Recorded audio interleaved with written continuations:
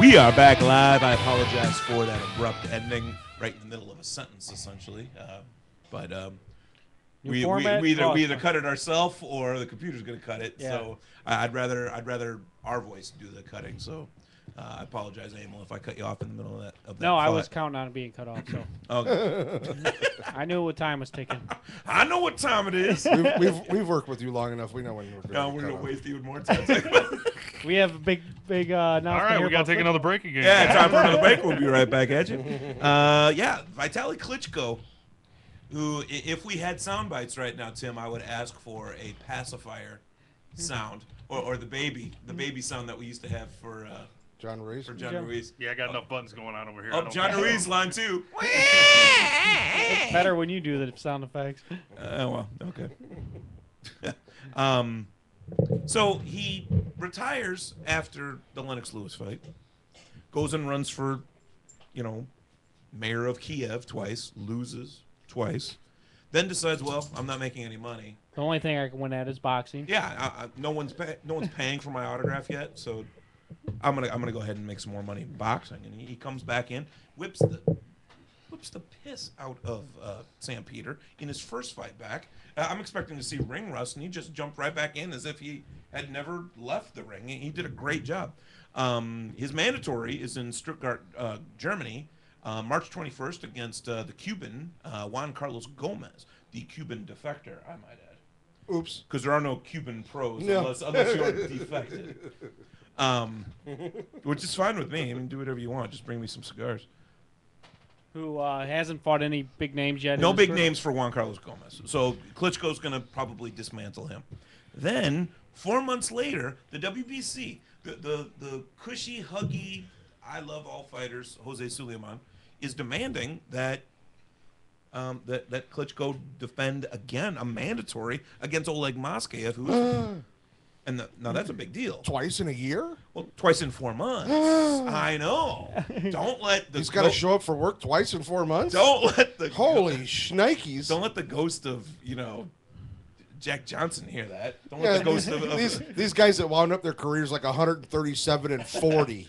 Joe Lewis, Archie Moore. Don't let these guys hear you. They fought 200 fights in their career. This guy's worried about 2 fights in 4 months. Well, they fought 200 fights in one night. They fought, they fight 45 rounds. Yeah. Well, if you go back far enough. Yeah. If you go back far enough, yes. We were talking Jack Johnson. That was his era. Jake Gilray and John O'Sullivan fought 77 rounds. Yeah, it's ridiculous. It's ridiculous. 37 years old is Klitschko, though. So maybe that's part of this. And how old is Moskaev? Moskaev's 102. 102. Yeah. Well, I think he's 39. He's almost 102. He's 101 and a half. Yeah. Don't rush the dude, okay? I think he's 39. He's probably on his way to 40. No, actually, I thought he was 40. He could be. He's in that range. He says that there should be a year between mandatory title defenses, which means he doesn't want to take a year off. He wants to slide other fights where he can make more money in between. Yeah. So it's not that he doesn't want to fight in 4 months or 6 months or twice in a year. He wants to fight who he wants to fight.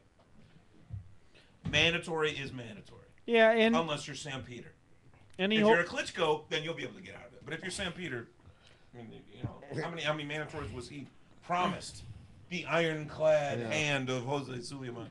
And if he's in the WBC, usually the WBC rankings have mainly the top guys in there. They're not too far off from what I would consider their rankings should be. There might be 1 or 2 guys that slip in there, including Klitschko as he got the title. I don't think he should have been able to jump up there that quick, but he proved he could win, and he beat Peter in that fight. So yes, but who can Vitaly Klitschko make more money at whooping? His brother. His brother. No. Can he make more money beating up on Juan Carlos Gomez, or what if he dusts off David Tua? Yeah, or we've heard of David Tua. Or Hasim Rahman. Seen him. Or Povetkin, or I mean, Rahman's never getting another title shot, which is why I read on Sherdog the other day that actually Hasim Rahman's thinking of throwing his hat into the MMA ring, which is exactly what you want to do when you're about to be 40. You want to start a brand new freaking career. There you go. But he'll still have a chance to defend his title against somebody else that he in his choosing after these 2 fights are taken care of. And he You're got talking about Klitschko now. yeah. We're done with Rock. Yeah, Good. we don't need to talk about MMA that long.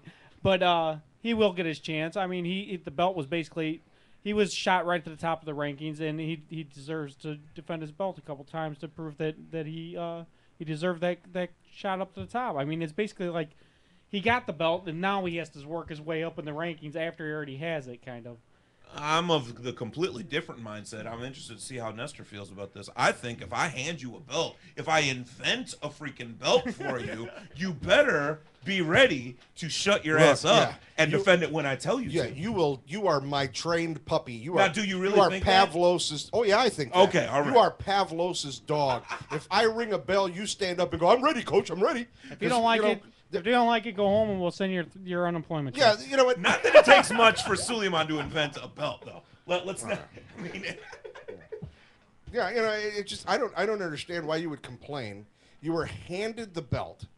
oh yeah. You know, you were gone for 2 years, hadn't fought a lick.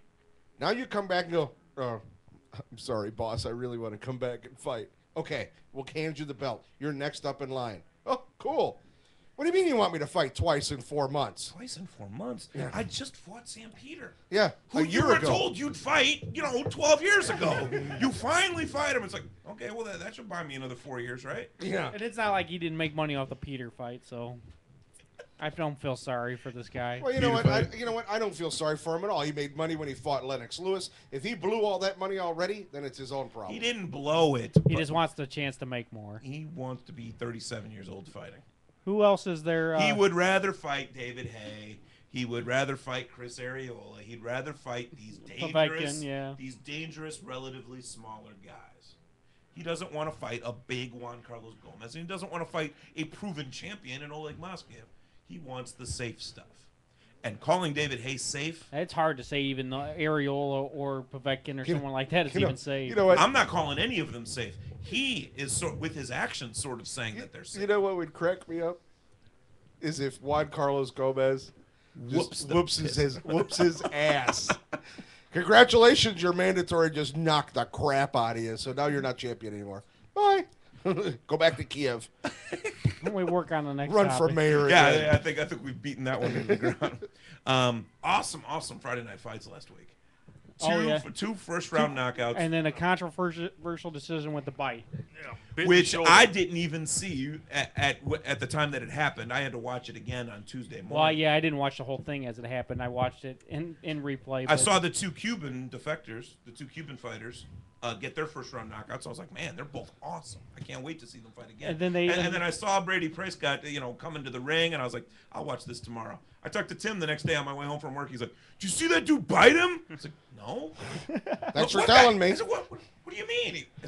So I'm like, okay, I guess I know What how happened? that's gonna happen. He's I said, well, don't tell me which one it was. He goes, and I even made the joke, well, you're not gonna know the difference anyway. You won't know. And he goes, Prescott won. I'm like, you're a douche. Why would you do that? And he goes, oh, by the way, at the end of Titanic. Just ship six.